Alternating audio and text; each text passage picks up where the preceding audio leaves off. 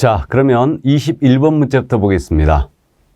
자, 21번 공유사업령상 중개사무소의 등록을 취소해야 되는 사유에 해당하는 것을 모두 고른 것은 이게 자, 그러면 등록 취소 사유, 필취 사유를 지금 골라라 이거죠. 그러니까 등록을 취소해야 되는 사유라고 그랬죠.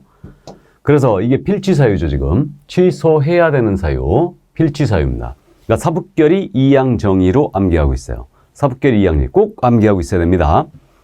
자, 그럼 법인이 해산한 경우 그럼 맞죠? 그래서 필취 사유입니다. 이때는 즉시 실효가 돼요. 근데 해산으로 등록사하면 결격이 아니죠. 다음에 니은입니다. 개업공사가 거짓으로 중개사무소에 개설하겠다. 부정등록이죠, 이게. 그러니까 거짓 등록이라는 표현 엄청 많이 써요. 그러면 필취에 이건 3-3입니다. 그죠? 필취에 3-3. 이거는 이자는 그래서 신고한 포상금 주는 거죠. 자, 다음에 개업공사가 이중으로 중개사무소에 개설하겠어요. 이중 등록, 양쪽 다 반드시 취소죠. 그리고 and 1-1이죠. 그럼 맞고요. 자, 리을입니다. 개업공사가 개설 등록 후 금고 이상형의 집행유예를 받고 그 유예기간 중에 있다. 그러면 이 결격이죠. 결격입니다. 그러니까 집행유예 기간 중에 있는 자, 이자는 결격입니다. 그러므로 결격사에 해당됐기 때문에 필취가 맞는 거예요. 그러니까 결격사에 해당되었을 때 이렇게 절대 안 낸다는 거죠. 그러니까 결격사유 중에 하나를 내는 거예요. 그럼 모두네요. 예, 그래서 모두가 작년에 이제 세 문제나 나왔죠. 여기 제재 쪽에서. 그죠? 자, 그래서 정답은 5번이었습니다. 그럼 22번 볼까요?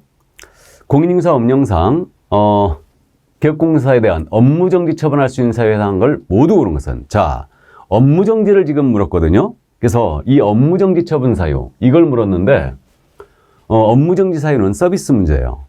서비스 문제입니다. 왜? 이 업무정지 사유가 임취까지 같이 들어가죠. 그러니까 남는 건 필취뿐이에요. 그죠? 그래서 미시사업 거금보전 236 모두 임취 다 들어가고요. 그 다음에 결장전, 정확검형, 임가박계 중시. 그럼 남는 건 필취뿐이다. 이게. 그래서 업무정지를 지금 물었는데 보겠습니다. 그러면 해당하는 것 그랬으니까 오해 넣고 시작합니다. 정범하기 중사물에 대한 정보를 거짓 공개했다. 그럼 거짓 공개 나왔죠. 그럼 거짓 공개는 이거 기준기한이 몇 개월? 6개월. 맞습니다. 업정. 그럼 맞고요. 다음 니은 거래 당사의 교부에 관한 중요한 확인 설명서를 교부했다. 서류 관련 의무 위반이죠. 설명서 미교부. 그러면 설명서를 교부하지 않았다. 미교부. 그럼 이거는 역시 업정 사유 맞죠. 기준기한 3개월이고요. 다음 디귿입니다. 거래 당사의 교부에는 거래계약서를 작성 교부 안 했다. 그러면 거래계약서 역시 작성 교부 안 했어요. 그럼 이것도 서류 관련 의무 위반이죠. 그러니까 역시 업정 맞고요. 리을입니다. 해당 취소물의 거래상 중요 사항에 관하여 거짓된 언행 등으로 의뢰인의 판단을 지켰다. 이거 금지행위죠. 그러면 금지행위니까 임취. 임취니까 업무정지 사유 맞죠. 그죠? 예, 맞습니다. 자, 임취의 이건 1-1이었죠. 그러면 지금 이것도 모두네요. 그게 정답 이제 5번이었습니다. 자, 그러면 23번 가볼까요? 개업공사 가불병에 대한 공사법 제40조 행정제재처분효과의 승계대 정의에 관한 설명으로 옳은 것을 보는 것은 자, 지금 옳은 거라고 했어요.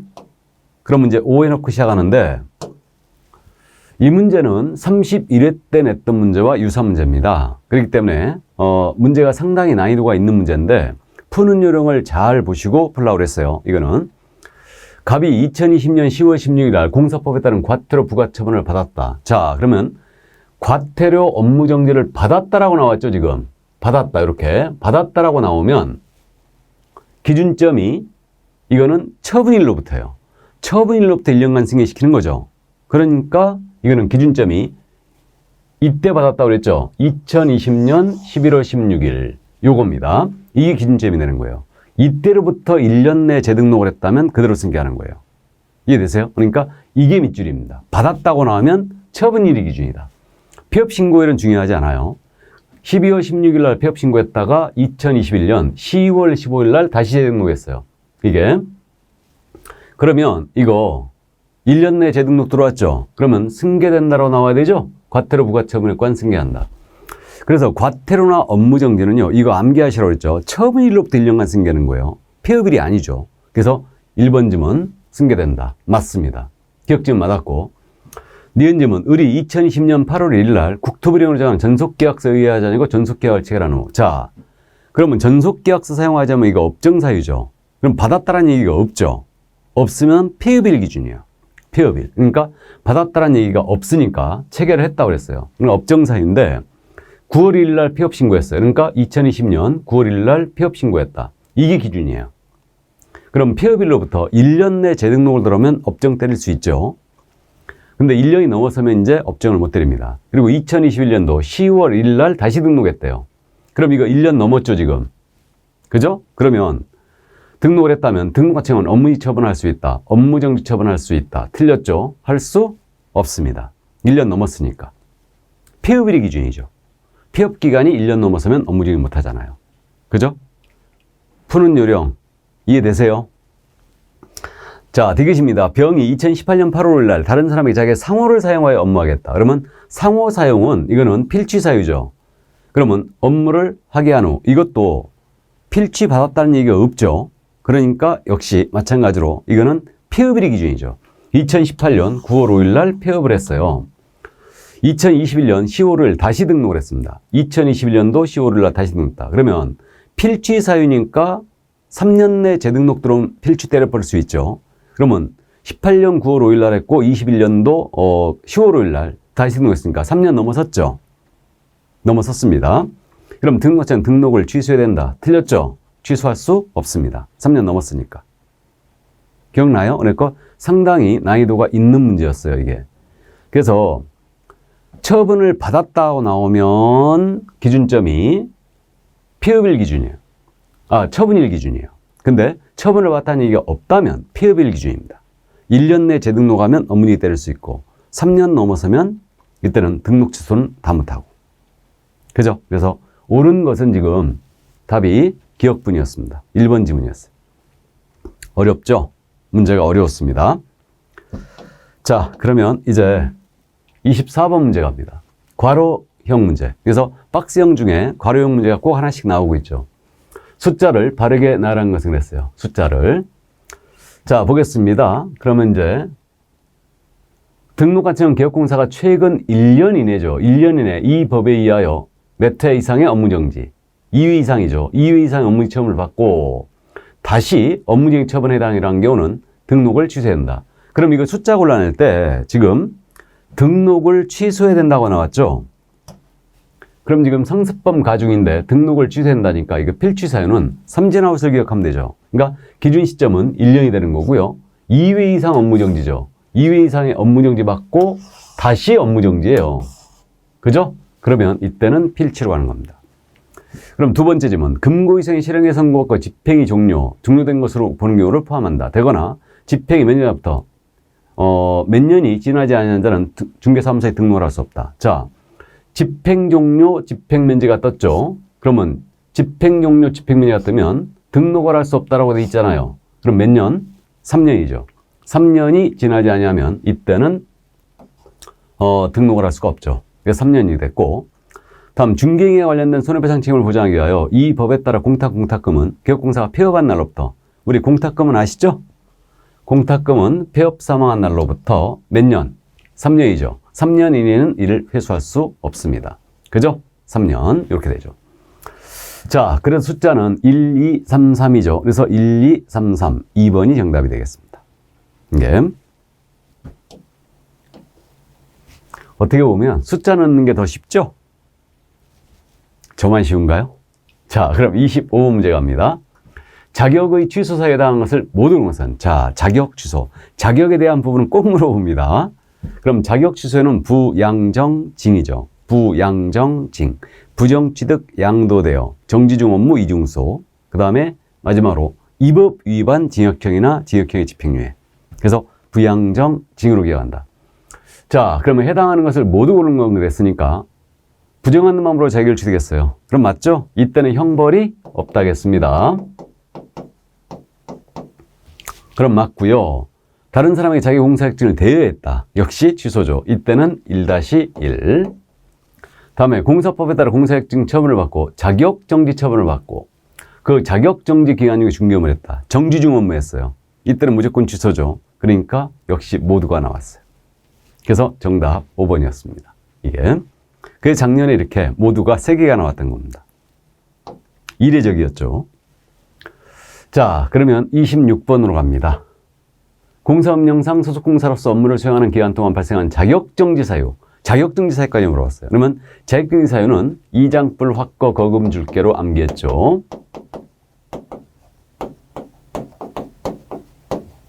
이렇게 이중 소속했을 때, 다만 정지 중 이중 소속은 자격 취소, 인장을 등록하고 미등록 이상 했을 때, 성실 정확하게 설명하지 않았을 때, 다음에 확인 설명서에 중개인인데 서명 및 날인을 안 했을 때, 거래계약서에 중개인했을 때 서명 및 날인 안 했을 때, 거짓 기재했거나 이중계약서를 썼을 때, 아주 잘 묻죠 이거. 그 다음에 금지행위를 했다. 매무수거 증직 투시단. 소공이 하면 자격정지죠. 보겠습니다. 그래서 아닌 것 그랬으니까 X에 넣고 시작하는 거예요. 둘 이상의 중개사무소, 이중속이죠. 그러면 이때는 맞습니다. 자격정지 맞고 1-1. 성실 정확하게 확인 설명 안 했다. 역시 이건 자격정지 맞죠.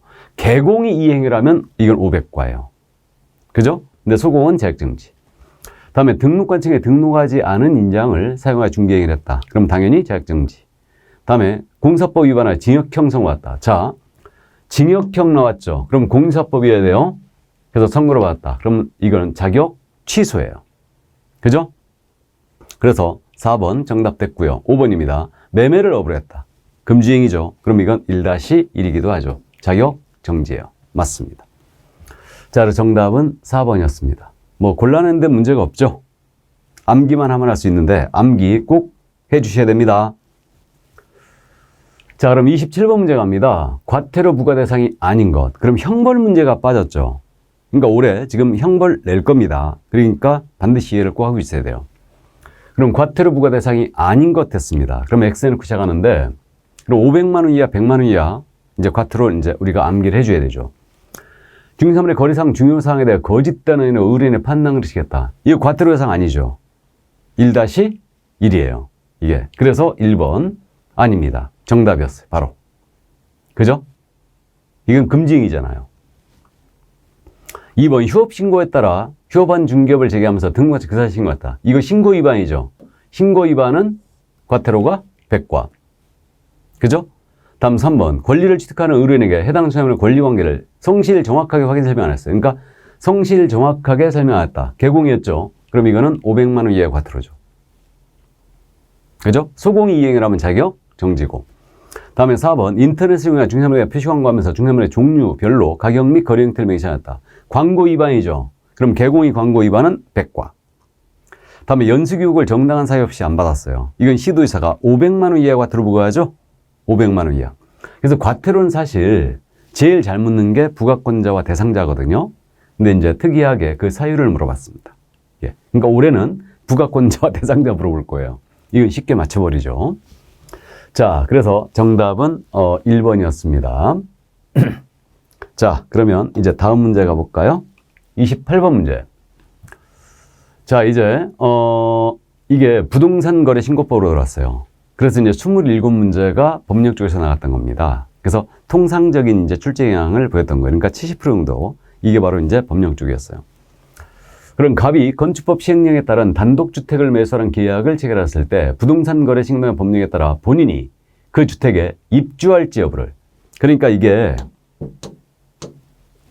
입주할지 여부를 신고해야 되는 경우를 모두 고른 것은, 그럼 이제 갑을병은 자연이고 정은 지방공기업법에 따른 지방공단이다.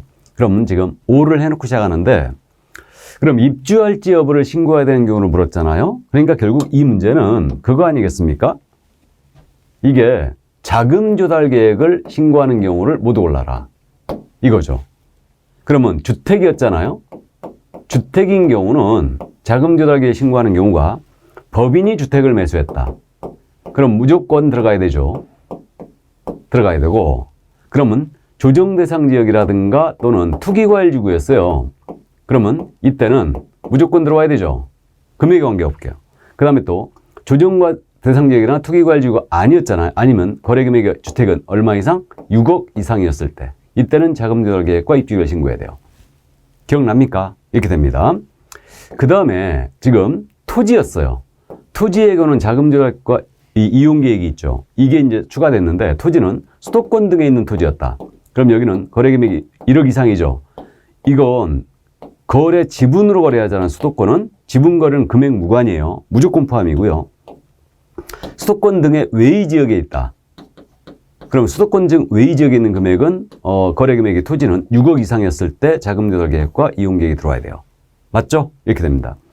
그럼 수도권 등이라는 표현은 수도 서울, 경기, 인천과 더불어 광역시, 세종시가 들어가죠. 수도권 등은 이해하고 있어야 됩니다. 꼭 기억하고 있어야 됩니다. 이렇게 되고요.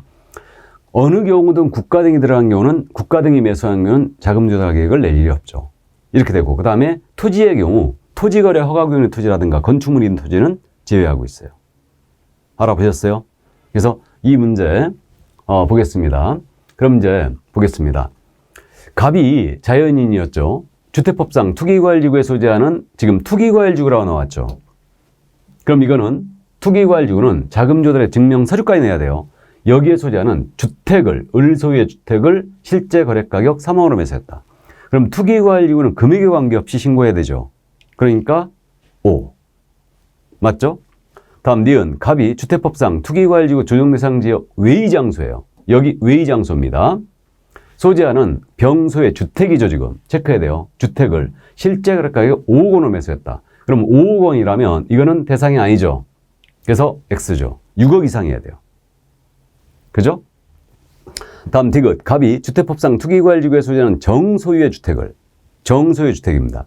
정은 지금 지방공기업법에 따른 지방공단이죠. 이것을 거래가격 10억으로 매수했다. 그럼 투기과열지구는 금액에 관계없는 거죠.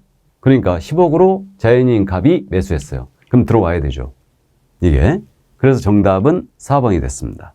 그죠? 이게 작년 시험에서 있잖아요. 작년 시험에서는 우리 법문이 이게 국가 등이 매수자였다. 이 경우로 돼 있는 게 아니고 거래 당사자의 국가 등이 포함된 경우는 제외된다라고 법문이 돼 있었어요. 그래가지고 복수응답 처리해줬죠. 근데 지금은 이제 확실히 개정법에 의해서 정답이 하나입니다. 4번이죠. 기억 디귿이 이거 자금 조달 계획을 신고하는 경우였어요. 그래서 이 정도 꼭 이해해 두시고 난이도가 꽤 있는 문제였죠. 이게.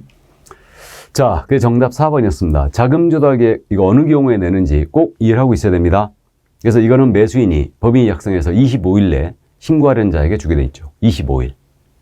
이때까지 안 주면 직접 신고해야 됩니다. 그죠? 자, 그래서 정답 4번이었습니다. 그럼 29번 갑니다. 역시 박스형인데 주택 임대차 계약 신고 제도가 들어왔죠? 그럼 기업공사 갑이 A도 BC 소주의 X주택에 관한 갑과 을 간의 임대차 계약을 중개하면서 부동산 거래 신고에 관한 법률에 따른 주택 임대차 계약의 신고에 관한 설명한 내용이다. 괄호원에 들어갈 숫자를 바르게 난 것은 괄호형이 특이하게 작년에 두 문제가 나왔어요. OX형이 빠져버렸죠, 문제가. 이게 주임법의 적용 대상이며 을과 병은 자연인이다. 이게 그래서 이제 주택임대차 계약 신고 대상이 어떻게 되느냐. 그럼 주택임대차 계약 신고 대상은 시에 있는 주택은 무조건 대상이고 군에 있는 주택은 경기도와 광역시 있는 주택만 대상이죠. 그죠? 이렇게 되고 군에 있는 거는 이렇게 되고요. 그 다음에 금액은 6천만 원을 초과하거나 또는이죠. 30만 원을 초과했을 때 월세는 그래서 63으로 기억했습니다. 이걸 물었어요. 30일 내에 신고하게 돼 있죠. 그럼 보증금이 6천만 원을 초과하거나 월차임이 30만 원을 초과하는 주택임대차 계약을 신규로 체결한 당사자는 그러면 6천만 원 초과하거나죠. 월차임이 30만 원을 초과하는 임대차 계약을 체결한 당사자는 보증금 차임 등을 임대차 계약 체결로부터 며칠? 30일 내에 주택 소유권을 신고한 층에 공동으로 신고 들어가야 되죠. 이게 대원칙. 안 하면 체결로부터 30일이에요. 안 하면 이때는 이제 100만 원 이하가 들어옵니다. 그래서 정답은 몇 번? 3번이었어요. 6, 30, 30. 자, 그러면 이제 30번 문제로 갑니다. 부동산 거래 신고한 법령상 외국인 등의 부동산 취득에 관한 설명으로 옳은 것을 모두 본 것은 자, 이제 외국인 특례 꼭 한 문제씩 내고 있죠. 상호주의는 고려하지 않는다. 그럼 오해 놓고 시작하는 거예요. 기억입니다. 대한민국 국적을 보유하고 있지 않은 개인이 이사 등 임원의 2분의 1 이상인 법인. 자, 2분의 1 기억하고 있죠. 그래서 외국인이 임원의 2분의 1 이상이다. 외국인에 해당한다. 맞죠? 그래서 삼성전자를 기억하자고 했어요. 삼성전자 주식을 50% 외국인이 갖고 있다. 그럼 삼성은 이 법상 외국인 등으로 취급당합니다. 그래서 기억 맞고요. 니은 외국인 등이 건축물을 개축을 원인으로 개축, 중축, 재축, 신축. 그죠? 대한민국의 부동산 취득한 때는 이거 취득 신고를 해야 되죠. 취득한 날로부터 6개월 내에 들어와야 돼요. 해야 됩니다. 안 하면 100만 원 이하가 들어죠. 취득한 날로부터 6개월이다. 3번 디귿입니다. 군사기지 및 군사시설 보호법에 따른 군사기지 및 군사시설 보호구역안의 토지는 외국인 등이 취득할 수 없다. 이거 허가받으면 취득할 수 있죠. 군, 문, 생, 야. 그죠? 그래서 취득할 수 없다. 틀렸어요. 그러면 취득할 수 있죠. 허가받으면. 리얼 외국인 등이 허가 없이 자연환경보전법에 따른 생태연관 보전지역. 자, 그럼 생태연관 보전지역이죠. 토지를 취득한 계약을 체결한 그 계약은 효력이 발생하지 않는다. 맞죠? 그래서 무효입니다. 그리고 이제 허가 안 받으면 2-2, 2년의 2층이죠. 그래서 지금 정답은 여기 옳은 거라겠죠. 그러니까 기억, 니은, 리을. 그래서 정답 3번이었습니다. 자, 외국인 특례였고요. 신고 허가제 충분히 숙지해 두셔야 됩니다. 자, 그러면 이제 31번 문제로 갑니다. 토지거래 허가구역에 관한 설명으로 옳은 것 그랬어요. 그럼 오해놓고 시작합니다. 그럼 토지거래 허가제로 넘어왔는데 허가구역의 지정, 기준 면적, 이용 의무 기간, 이행 강제금 꼭 정리해 두셔야 됩니다. 그죠? 1번입니다. 시도의사는 법령 개정으로 인한 토지 이용에 대한 행위 제한이 강화되는 지역을 허가구역으로 지정할 수 있다. 자, 이거는 이제 공법적으로서도 물어봤던 질문인데 완화되는 지역이죠. 강화가 아니고 완화되는 지역. 그러니까 틀렸죠. 그래서 어떤 지역을 지정할 수 있느냐? 수행사 우려죠.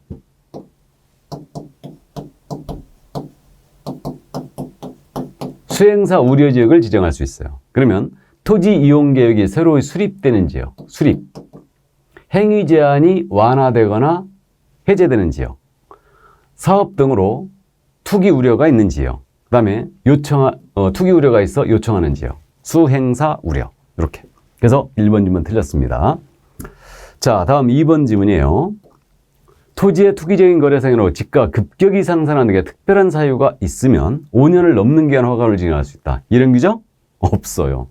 5년을 넘지 않는 기간으로 지정할 수 있죠. 예를 들어서 틀렸습니다. 3번 허가구역 지정의 공고에는 허가구역에 대한 축척 5만 분의 1, 2만 5천 분의 1 지형도가 포함되어야 한다. 그럼 허가구역 지정할 때 우리가 암기하지 말고 공고 나갈 때 뭐가 나간다고 그랬냐면 어떤 토지에 대해 지정했는지 소재지 나가야 돼요. 그 다음에 용도지역 나가야 되고 그 다음에 지형도 포함된다고 그랬죠. 2만 5천 분의 1, 5만 분의 1. 그죠? 지형도, 축척 이렇게. 그 다음에 또 그 허가 필요 없는 기준 면적이 있죠. 이거하고 언제까지 지정하느냐. 지정 기간. 이게 나가는 거죠. 이렇게. 그래서 3번 정답이었어요. 이게. 작년에 이 부분을 요 점을 빼가지고 모두 정답 처리된 문제 아니에요, 이게. 그래서 축척이었죠, 이게. 축적으로 내는 바람에. 자, 그래서 3번 정답이고요. 4번입니다. 허가구역을 지정한 시도사는 지체 없이 허가구역 지정에 관한 공고 내용을 관할 등기소장에 통지된다. 자, 지금 시도지사라고 그랬죠. 시도지사가 등기소장에 통지하는 거 아니에요. 시군구청장이 지체 없이 통지하는 거예요. 그죠? 시도지사는 시군구청에 통지해주면 시군구청에 등기소장에 통지하고 7일 이상 공고하고 15일간 열람하게 돼 있죠. 그죠? 자, 5번입니다. 허가구역 지정의 이의가 인자는 그 지정이 공고된 날부터 1개월 내 시군구청에 이의를 신청할 수 있다. 많이 틀렸죠? 그럼 이의신청제도 없어요. 허가구역 지정에 대한 이의신청제도는 없고요. 이의를 하더라도 지정권자가 국장, 시도의사니까 그자에게 해야 되지 시군구청장한테 할 일이 없죠? 그래서 근거 없는 규정입니다. 틀렸죠. 근데 허가처분, 불허가처분에 대한 이의신청은 한 달 내 시군구청에 할 수 있죠? 허가처분, 불허가처분에 대한 이의신청은. 그죠? 지정에 대한 이의제도는 없어요. 자, 그래서 정답은 3번이었습니다. 그럼 32번 문제 가볼까요? 자, 옳은 것은 그랬어요. 토지거래가제였습니다. 역시 옳은 것. 오해놓고 시작합니다. 1번. 토지거래 허가구역의 지정은 그 지정을 공고한 날부터 3일 후에 효력이 발생한다. 자, 효력 발생 잘 아십니다. 3일이 아니고 이거는 5일이죠. 그래서 아주 잘 내는 지문 5일입니다. 그래 틀렸고, 자 2번이에요. 허가구역 지정 당시에 국토부 장관 또는 시도사가 따로 정하에 공고하지 않는 경우 국토의 계획 및 이용에 관한 법률에 따른 도시지역 중에 녹지지역 안에 300제곱미터 면적의 토지 거래가 돼선 허가가 필요 없다. 자, 녹지지역이죠 지금. 그럼 녹지지역은 기준 면적이 몇이에요? 200이죠 200. 그래서 601515 200 60 이렇게 암기하자고 그랬어요. 601515 260 주상 공록미 이렇게. 그래서 이거는 허가 필요 없다. 틀렸죠? 허가 받아야 됩니다. 200제곱미터 기준이니까. 그래서 2번도 틀렸고, 3번 토지거래 계약을 허가받은 자는 대통령령으로 정하는 사유가 있는 경우 외에는 토지거래 허가를 취득일로부터 10년간 그 토지를 허가받은 목적대로 이용한다. 자, 5년을 초과하지 않은 범위에서 이용하게 돼 있죠? 10년이 아닙니다. 그래서 역시 틀렸죠. 다음 4번입니다. 허가받은 목적으로 토지를 이용하지 않았음을 이유로 이행강제금 부과처분을 받은 자가 시공청에 이의를 제기하라면, 자, 이행강제금 부과에 대한 이의제기죠. 이때는 그 처분을 받은 날부터 60일 해야 된다. 60일이 아니고 30일이죠. 최근에 이거 잘 내네요. 그러니까 허가 불허가 처분에 대한 이의 신청은 한 달, 이행강제금에 대한 부분은 30일. 그죠? 그러니까 이거는 이의 제기는 30일입니다. 돈과 관련돼 있으면 날짜라고 한다. 돈과 관련돼 있습니다. 그러니까 이건 30일이에요. 한 달이 아니고. 자, 그래서 4번도 틀렸고요. 5번입니다.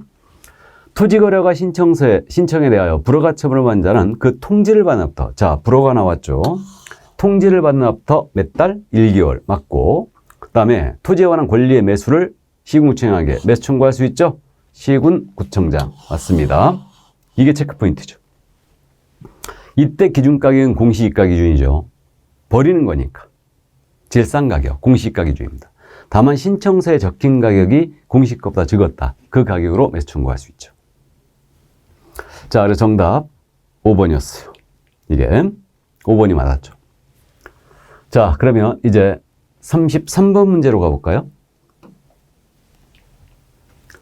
부동산 거래 신고라는 법령상 토지거래 허가를 받아 취득한 토지를 허가받은 목적대로 이용하고 있지 않은 경우 시군구청장이 취할 수 있는 조치가 아닌 것은 아주 이건 고급 문제였습니다. 그래서 작년에 이례적으로 토지거래 허가제를 무려 3문제나 출제했던 겁니다. 지금 3문제나. 자, 그래서 허가받은 목적대로 이용하고 있지 않은 경우 시군구청장이 취할 수 있는 조치가 아닌 거라겠습니다. 그러면 X 해놓고 시작하는데, 그럼 허가받은 목적대로 이용하지 않고 있다.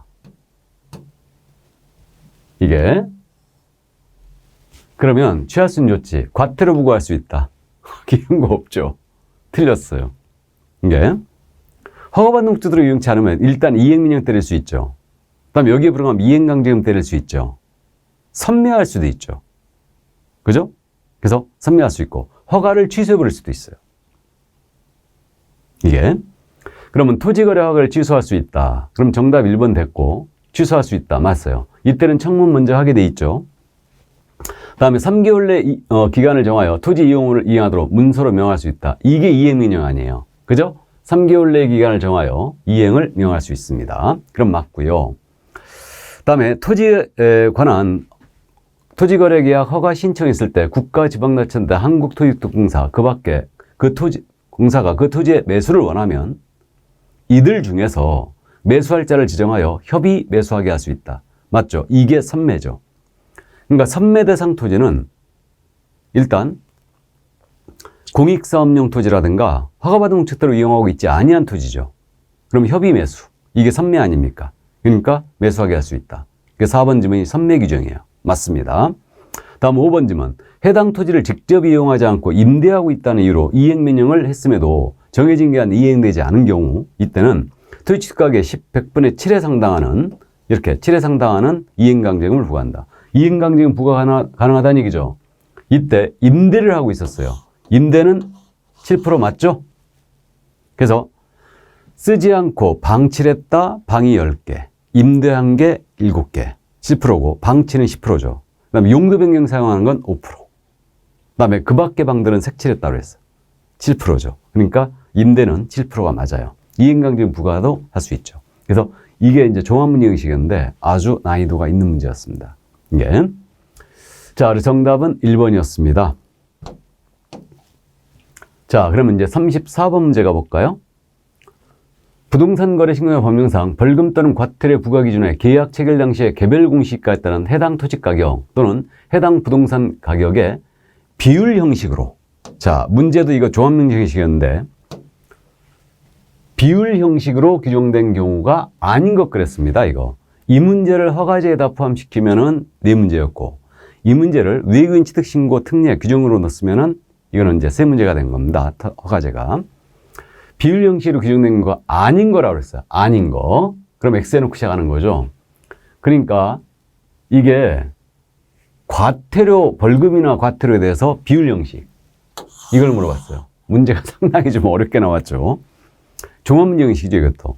그러면 토지거래 허가규환에서 허가 없이 토지거래 계약을 체결했다. 그럼 이거 허가 없이 계약을 체결했다 그러면 이때는 2년 이하의 징역 또는 토지가액의 30% 이하에 대한 벌금이죠. 그러니까 비율 형식 맞죠. 30%에 대한 벌금이니까. 맞죠? 이건 공시가 기준이에요. 이거는.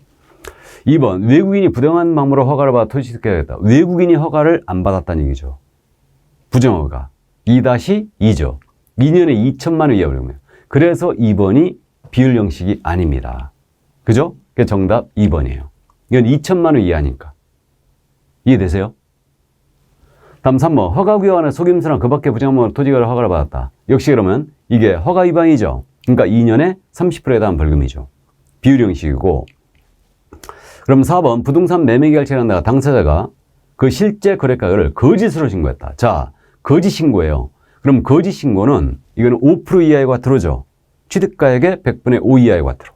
그러니까 이거 비율 형식이죠. 맞고. 5번 지문도 매매계약을 체결한 후에 신고 의무자가 아닌 자가 거짓으로 부동산 거래 신고했어요. 그럼 이것도 역시 비율 형식이죠. 취득가액의 5% 이하죠. 그럼 맞습니다. 자, 그래서 정답은 2번이었어요. 상당히 이 문제도 어려운 문제였죠. 그러니까 출제자의 의도를 파악했으면 쉽게 풀어내는 문제였는데 이렇게 과태료 벌금에 대해서 비율 형식이 아닌 거, 이걸 물어봤던 거예요. 예. 그래서 전체를 알고 있었기 때문에 내용이 어려웠습니다. 자, 그러면 이제 35번 문제로 갑니다. 신고포상금 지급 대상에 해당하는 위반 행위를 모두 고른 것을 했어요. 자, 역시 여기서도 지금 현재 신고 고발 대상, 부동산 신고 고발 대상을 물었어요. 그러니까 이거는 이렇게 기억하자고 그랬죠. 여기 신고 고발 대상은 일단 큰 줄기가 부동산 거래 신고 위반자, 허가 위반자, 이용 의무 위반자예요. 이때 요건 문제가 없는데 부동산 거래 신고 위반자에선 실제 거래 가격에 대한 거짓 신고만이 대상이에요. 이거 대상이고, 그 다음에 가장계약 신고, 가장해제 신고가 있죠. 3천만 원 이하가 들어죠. 이게 있고, 그 다음에 주택임대차 금액에 대한 거짓 신고죠. 이것도. 이게. 그래서 이렇게 돼요. 그래서 이거는 과태료 부과액의 20%가 나가고 한도액은 1,000만 원이고요. 건당 50만 원 나가는 거죠. 이걸 갖고 물었어요. 자, 그럼 보겠습니다. 위반 행위를 모두 고른 것은 그랬는데 오해놓고 시작하는 거예요. 부동산 매매 계약에 당사자가 부동산 등의 실제 거래가를 거짓으로 신고했다. 그러면 가격에 대한 거짓 신고했죠, 지금. 그러면 5죠. 그죠? 5% 이하 과태료고. 니은 부동산 매매가를 개업공사에게 신고를 하지 않도록 요구했다. 요구 주장 방조는 아니죠. 그러니까 요구. 그러면 아닙니다. 다음, 허가를 받아 취득한 후 허가 방법 때 이용하지 않았다. 이용 의무 위반이죠. 그럼 건당 50만 원. 이용 의무 위반. 그러면 맞고요. 다음, 리을 부동산 매매가라 부동산 등의 실제 거래가를 거짓으로 신고하도록 조장하는 행위. 조장도 아니죠. 조장도. 그러니까 역시 아닙니다. 그럼 지금 해당하는 거 기업과 디귿뿐이었어요. 1번 정답이었습니다. 그죠? 그러니까 줄기 꼭 잡으세요, 이거. 그래서 물론 이제 올해 출제 가능성 높아 보이지는 않지만 암기는 하고 있어야 되죠. 자, 그럼 이제 36번 갑니다. 분묘 기지권에 대해서 출제가 예상됐던 부분이죠. 개정된 사항도 있었으니까요. 개정이 아니고 판례가 새로 나온 게 있었으니까. 지류지급에 대해서. 그죠? 그걸 출제했습니다. 그럼 틀린 것은 그랬습니다. 1번입니다. 분묘기지권 등 등기상 증명서를 통해 확인할 수 없다. 맞죠? 당연히 미공시 원리니까. 2번 분묘지권은 분묘의 설치 목적인 분묘의 소와 제사에 필요한 범위 내에서 주의 공지를 포함한 지역까지 미친다. 아주 잘 내는 지문이죠. 그죠? 주변 공지를 포함한다. 맞고. 3번 분묘지권이 인정되는 경우 분묘가 멸실되었더라도 유골이 존재합니다. 유골이 존재하고 원상회복이 가능한 일시적 멸실이다. 그러면 이거 존속으로 나와야 되죠? 예, 그래서 소멸하지 않는다. 맞습니다. 4번 분묘기지권에는 그 효력이 미치는 지역의 범위 안에서 새로운 분묘를 설치할 권능은 포함하지 않는다. 신설 권능 인정하지 않는다. 그럼 맞죠? 역시. 5번 질문입니다. 갑이 자기 소유 토지에 분묘를 설치한 후에 그 토지를 을에게 양도하면서 분묘를 이장했다는 특약을 하지 않음으로써 갑이 분묘지권을 취득했다. 이게 양도형이죠. 이때는 특별한 사정이 없는 한 갑은 분묘기지에 대한 토지의 사용의 대가로서 지료를 지급할 필요가 없다. 틀렸죠. 지료 지급 해야 되죠. 그래서 언제서부터? 이게 성립한 때로부터죠. 분묘기지권이 성립한 때로부터 지료를 지급할 의무가 있다는 게 최근에 판례였어요. 그러니까 양도형은 성립한 때로부터, 그러니까 양수인 앞으로, 을 앞으로 이전 등기가 됐다. 그러면 이제 분묘지권 취득하죠, 갑이. 그러니까 그때로부터 지급할 의무가 있고요. 근데 시효취득형 기억나세요? 시효취득형은 이때는 청구한 때로부터죠. 청구 때로부터 지료 지급 의무가 있어요. 이 판례가 두 개가 작년에 나왔습니다. 그게 정답 5번이었죠. 그죠? 자, 그러면 이제 다음 문제 37번 문제로 가볼까요? 집합건물의 매매를 중개하면서 설명한 내용으로 틀린 것은 그랬습니다. 이 문제는 민법, 집합건물법을 낸 거죠. 그러니까 이 문제 역시도 이제 민법 문제를 엮어서 물어봤는데, 이거는 이제 예전에 중개업법 시절에 이런 식으로 냈던 거예요. 그래가지고 이런 식의 문제를 안 냈었는데 작년에 이제 뜬금없이 출제했어요. 그러니까 작년에 출제위원이 분명히 중개업법 시절에 들어갔던 출제위원이 아닌가 그런 생각이 조금 들어요. 솔직히. 그분이 내신 것 같습니다. 이게. 그러면 틀린 것은 그랬어요. 그럼 X 해놓고 시작합니다. 그럼 그냥 보겠습니다. 아파트의 지하실은 특별한 사정이면 구분 소유자 전원의 공용 부분으로 따로 구분 소유의 목적이 될 수 없다. 맞죠, 이거? 잘 아는 내용이고. 그러니까 2차만 하신 분들이 이제 기억을 살려야 되기 때문에 조금 그랬습니다. 그래도 이제 풀어냈을 걸로 보여요. 저도 기억나는 부분이 있는데. 그럼 2번 전유 부분이 주거 용도로 분양이 된 경우 구분 소유자는 정당한 사유가 없는 한 그 부분을 주거 외의 용도로 사용하면 안 되죠. 전유 부분은 당연히 맞고요. 3번 구분 소유자는 구조상 구분 소유자 전원의 공유에 제공된 건물 부분에 대한 공유 지분을 그가 가지는 전유물과 분리하여 처분할 수 없다. 그러면 전원의 공용에 사용되고 있다. 그럼 이거 분리 처분 안 되죠. 기본적으로 맞고요. 규약으로서 달리 정한 경우에도 구분 소유자는 그가 가지는 전유 부분과 분리하여 대지 사용권을 처분할 수 없다. 규약으로 달리 정하고 있다면 대지 사용권 원칙적으로는 분리 처분이 안 되겠지만 분리 처분할 수도 있죠. 예, 그래서 없다는 틀렸어요. 규약으로 달리 정하고 있다면 분리 처분 가능하겠죠. 그래서 4번 정답됐고요. 5번입니다. 일부의 구분 소유자만이 공유하도록 제공되는 것이며 명백한 공유 부분은 그들 구분 소유자의 공유에 속한다. 그러겠죠? 일부 구분 소유자만에게 공용하고 있다. 그러면 이때는 그들의 공유에 속하겠죠. 맞습니다. 그래서 정답은 4번이었어요. 참고해 두세요.